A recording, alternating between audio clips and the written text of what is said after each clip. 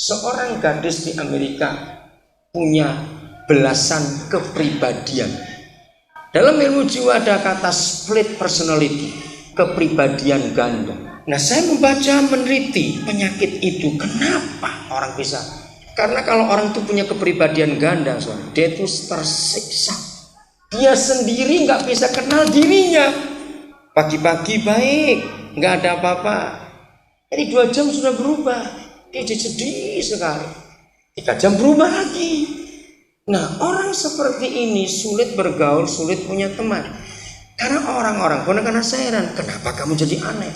Nggak bisa kerja, nggak bisa menikah, nggak bisa apa-apa. Karena kepribadian ganda itu tadi. Nah, bertahun-tahun saya mencari jawaban, ternyata ini jawabannya. Jadi orang tuanya si Bill itu pezina. Misal, kalau si Bill itu punya 13 kepribadian, dalam deteksi ilmu jiwa itu dia punya 13 kepribadian. Sampai para ahli bingung, dan sejak hari itu dunia menemukan teori si Bill ini.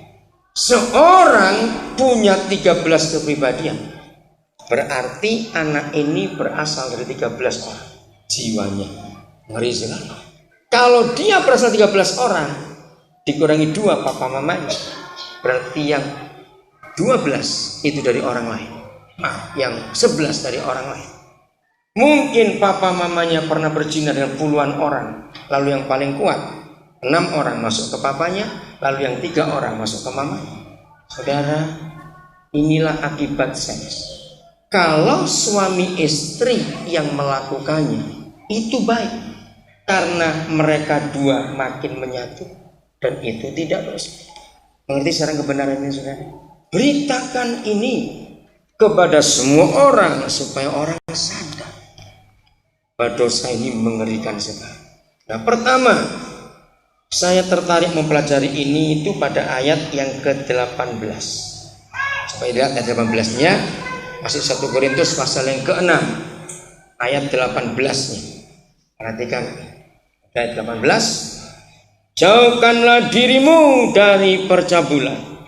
Setiap dosa lain yang dilakukan manusia terjadi di luar dirinya, di luar tubuhnya, di luar hidupnya. Setiap dosa lain.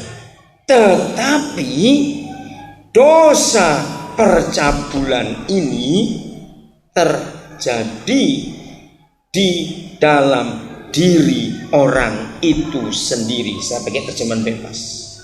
Ayat ini yang menolong saya pertama kali meneliti masalah seks ini.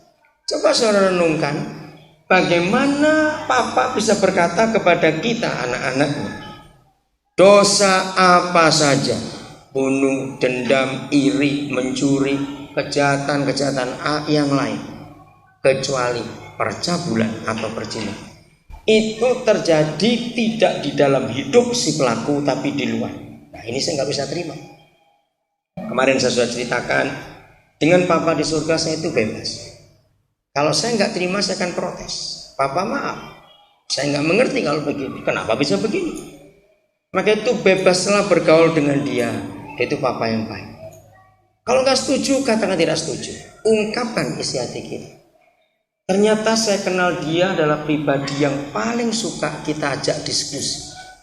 Kalau Papa tahu kita suka diskusi, terus kejar dia pertanyaan-pertanyaan, hasilnya itu luar biasa. Maka itu biasakan, apalagi para pemimpin, diskusi dengan dia. Baca, nggak ngerti, tanya. Nah, saya tanya, apa kalau saya marah, itu kan dari dalam. Betul nggak? Saya ngomong begitu. Kalau saya dendam, saya iri hati, kan dari dalam. Bagaimana kau bisa berkata itu terjadi di luar tubuh saya? Kenapa? Saya pakai patokan ada 4 tafsiran yang saya punya, tafsiran Alkitab. Kalau saya kepepet betul, saya baru baca di situ. Saya cuma cari keterangan saja. Saya nggak ketemu jawabannya dari 4 penulis tafsiran itu. Kenapa dosa ini terjadi di dalam, yang lain di luar? Ada apanya? Nah, dari situ saya temukan apa yang saya uraikan tadi. Karena dosa itu merusak diri kita. Roh, jiwa, tubuh kita jadi tidak utuh lagi. Tercabik-cabik. campur aduk tidak karu-karu. Maka itu hari ini yang baru pertama kali dengar kebenaran ini, sore atau malam nanti atau siang nanti, tunduklah di hadapan Tuhan untuk Dia mengingatkan kita kepada siapa saja kita pernah berhubungan seks waktu lalu. Minta Roh Kudus bersama malaikat-malaikat kudus mencari kembali roh, jiwa dan tubuh kita ada di mana saja waktu. Dan minta Dia mengeluarkan roh, jiwa, tubuh orang lain yang ada di dalam diri kita. Baru kita akan utuh. Dalam konseling pernikahan ini selalu saya akan bahas kepada mereka. Untuk kamu jujur. Karena kalau tidak, anakmu akan jadi anak campuran. Harus dilepaskan. Beritakan ini. Lagi sekali kita tetap pada patokan tubuh kita akan dibangkitkan dengan kata tetap dipakai oleh Yesus. Jangan lupa hal. Maka kalau kita bicara seks dari hal ini, kita akan mengerti, akan jelas. Sore ini sungguh luar biasa. Ayat 17. Jangan lupa pada ayat 16 Paulus menggunakan sebuah terminologi yang sangat indah dan gampang dimengerti. Saya ulangi dulu ayat 16, ada kata ini. Atau tidak tahukah kamu bahwa siapa yang mengikatkan dirinya pada percabulan. Nah, kata mengikatkan diri ini yang penting untuk kata kunci dari hubungan ini, saudara. Terus masih ayat yang ke-6, ayat 16. Saya akan ganti kata ini menjadi satu tubuh dengan Dia. Boleh nggak saya ganti dengan bahasa Indonesia yang lain yang artinya sama? Barang siapa mengikatkan dirinya pada percabulan bersetubuh dengan Dia. Boleh tidak saya ganti kata itu? Coba jawab, boleh atau tidak? Menjadi satu tubuh dengan bersetubuh itu sama, cuma pembahasaan saja, pengkalimat. Nah, ayat 17. Tetapi siapa yang mengikatkan dirinya pada Tuhan. Nah, Paulus menggunakan kata yang sama, mengikatkan diri. Betul, masih ingat ayat 16? Boleh enggak kalau saya pakai bahasa lebih lugas lagi?